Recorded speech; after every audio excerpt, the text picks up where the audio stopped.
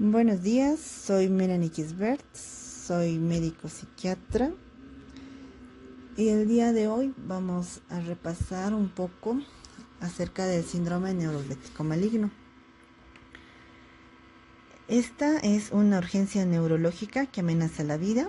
Se caracteriza por un cuadro clínico distintivo de cambios en el estado mental, rigidez, fiebre y disautonomía, descrita como inestabilidad de la presión arterial, diaforesis y taquicardia. Es impredecible y de baja frecuencia, lo que generalmente dificulta su diagnóstico. Es rara y potencialmente fatal y generalmente está asociada a medicamentos antipsicóticos o neurolépticos. Sin embargo, no son los únicos medicamentos que, como vamos a ver, pueden llegar a producir síndrome neuroléptico maligno.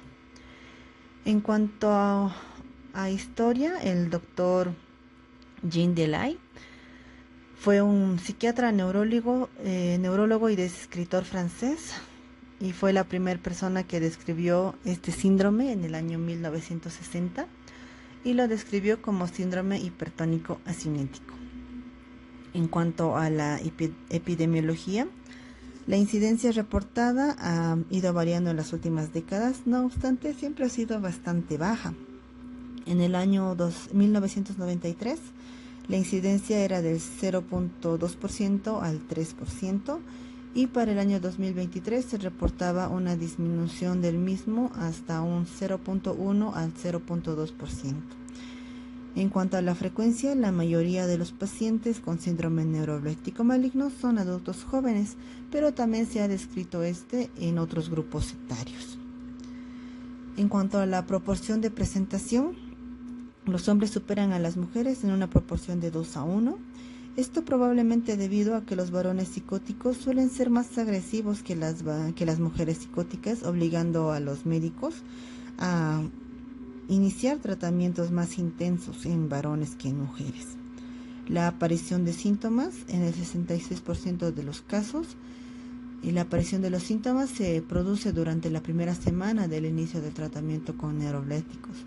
Y los diagnósticos más relacionados a síndrome neuroléptico maligno suelen ser la esquizofrenia y los trastornos bipolares. En cuanto a los factores de riesgo, tenemos el uso de antipsicóticos a alta potencia, las dosis altas de antipsicóticos, un incremento rápido de la dosis, el uso de antipsicóticos inyectables de depósitos, los antipsicóticos de primera generación, el uso de neurolépticos y antidepresivos tricíclicos o sales de litio, y la administración de neurolépticos de acción retardada y medicamentos antiparkinsonianos. A pesar de que la literatura menciona que el síndrome neuroléptico maligno es una reacción idiosincrática e impredecible, generalmente se asocia a antipsicóticos de primera línea. Sin embargo, también se ha podido ver en pacientes que en algún momento han usado antipsicóticos de segunda línea, así que no es exclusivo de los de primera línea. También hay otros estudios genéticos que han intentado identificar polimorfismos que influyen en la susceptibilidad de presentación del síndrome neuroléptico maligno, especialmente relacionados a los receptores D2, receptores de serotonina y el citocromo P452D6. En cuanto a los factores de riesgo, aquí podemos ver la tabla donde se mencionan varios fármacos. En nuestro medio los más frecuentes, el haloperidol, clorpromazina, olanzapina, clozapina, risperidona, quetiapina, algunos antieméticos como el droperidol y la domperidona y otros. En cuanto a la fisiopatología, podemos observar 4 posibles mecanismos. Uno de ellos el exceso de bloqueo de dopamina, destacando el receptor D2, que mediante su antagonización en varias vías dopaminérgicas van a producir los síntomas que ya habíamos mencionado. En cuanto a los antipsicóticos atípicos, que tienen menor acción sobre los D2, pueden llegar a presentar la falta de inhibición tónica, la inestabilidad autonómica. En cuanto a la predisposición de la fibra musculoesquelética del paciente, Se ha llegado a usar el dantroleno, que es un relajante muscular periférico que puede inducir la contracción muscular, los síntomas de hipertermia maligna con rigidez muscular y la temperatura corporal alta. El efecto tóxico directo de los neurolépticos sobre la fibra muscular esquelética de manera in vitro se ha podido demostrar que afecta la liberación de calcio desde el retículo sarcoplásmico y esto produce un exceso de calcio, llegando a presentar rigidez e hipertermia. En cuanto a la clínica de prodromos, vamos a ver que el cuadro va a iniciar con ansiedad, alteraciones de la conciencia y sintomatología extrapiramidal. Podemos mencionar también los criterios de Levenson, que son los criterios mayores de temperatura mayor o igual a 36.5 grados centígrados, rigidez muscular y elevación de la proteína quinasa. Los criterios menores tenemos a la taquicardia, alteraciones de la tensión arterial y alteraciones del estado de la conciencia, además de diaforesis y leucocitosis. En cuanto a los criterios diagnósticos del DSM-5, podemos mencionar que presenta criterios mayores que requiere la presentación de los tres, que son exposición al agente bloqueador de dopamina, rigidez muscular severa y fiebre. En cuanto a otros criterios, deben estar al menos dos, entre ellos diaforesis, disfagia, temblor, incontinencia y alteraciones del estado de la conciencia.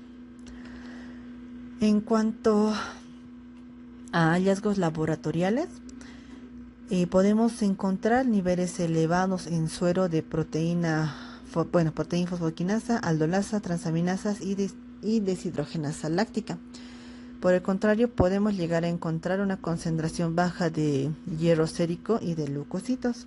Sin embargo, tenemos que resaltar que ninguno de estos laboratorios es completamente específico para el diagnóstico de síndrome neuroléptico maligno. El diagnóstico es completamente clínico.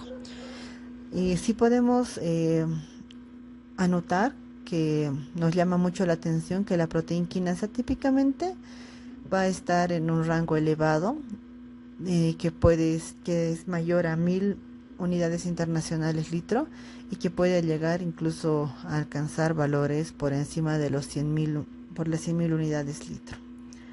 En cuanto a los diagnósticos diferenciales, aquí tenemos otra tabla donde podemos hacer la diferenciación de los mismos entre trastornos primarios del sistema nervioso, como infecciones, neoplasias, enfermedades cerebrovasculares, traumatismos craneoencefálicos, crisis convulsivas y psicosis en su variedad catatónica. Entre otros trastornos sistémicos podemos observar infecciones, alteraciones metabólicas, feocromocitoma, golpe de calor, enfermedades autoinmunes, toxinas exógenas y otros fármacos. La siguiente tabla también nos muestra algunas entidades clínicas que pueden presentar síntomas similares al síndrome neuroléptico maligno, pero también nos describe otras características clínicas para hacer el diagnóstico diferencial. En cuanto ya a los cuidados de apoyo, se pueden llegar a usar mecanismos físicos, medios físicos para ayudar a reducir la fiebre. La inmovilización por rigidez, podríamos llegar a requerir intubar al paciente en casos severos si haya rigidez muscular extendida a vías respiratorias. Se debe mantener el pH ligeramente alcalino. La reanimación con líquidos, pues estos pacientes suelen desarrollar deshidratación y por ende alteraciones hidroelectrolíticas. Y los bloqueadores de canales de calcio para la hipertensión lábil. Y la eliminación de restricciones y reducción de la temperatura ambiental elevada.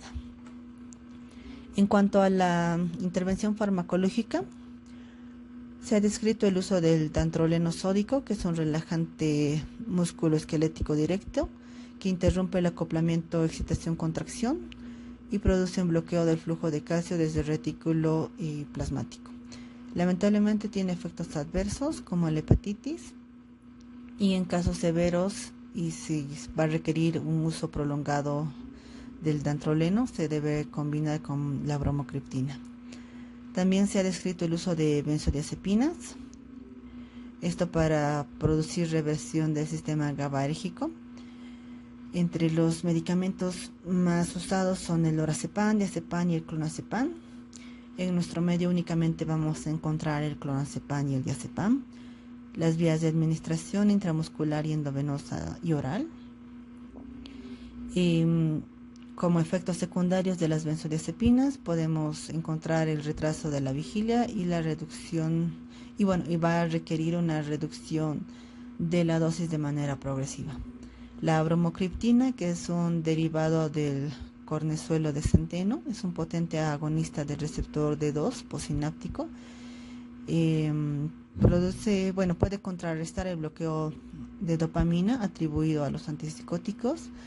En cuanto a los efectos adversos, va a disminuir la capacidad, puede causar hipotensión y necesita sí o sí una dosificación inicial. La amantadina podría cambiar los receptores D2 a estados de alta afinidad. Es más un tratamiento complementario para casos moderados a severos de síndrome neuroléptico maligno. Aquí también podemos observar en la tabla las dosis de los medicamentos que ya habíamos mencionado, también los efectos adversos y la indicación clínica. Por ejemplo, el diazepam, una benzodiazepina, está indicado en el síndrome neuroléptico leve, la bromocriptina y la amantadina en casos moderados y el dantroleno ya en casos severos junto a bromocriptina y benzodiazepinas. Aquí también tenemos una pequeña ayuda a memoria acerca de las complicaciones que puede llegar a presentar el síndrome neuroléptico maligno. Nos debemos acordar de la palabra neuroléptico y nos va a describir neumonía aspiratoria, embolismo pulmonar, urosepsis, respiración difícil, oxigenación disminuida, lisis muscular, edema pulmonar, paro cardiorrespiratorio, trastornos electrolíticos, infarto de miocardio, convulsiones y otras como fallo hepatorenal, trombosis venosas. En cuanto a las conclusiones, el síndrome neuroléptico maligno es una reacción adversa rara pero potencialmente fatal relacionada principalmente, pero no exclusivamente, al uso de antipsicóticos. Es crucial el reconocimiento temprano, diagnóstico preciso y tratamiento adecuado. Se debe hacer una historia clínica bastante extensa del paciente y recabar muchos datos de antecedentes sobre el uso de antipsicóticos generalmente. Los factores de riesgo incluyen medicamentos de alta potencia, dosis altas y desequilibrios ambientales. El diagnóstico es desafiante, pero la identificación de factores de riesgo y un manejo clínico adecuado son fundamentales para reducir la morbimortalidad asociada. Bueno, eso sería. Les agradezco mucho su atención. Aquí les dejo las referencias de donde se han recabado los datos para hacer la presentación.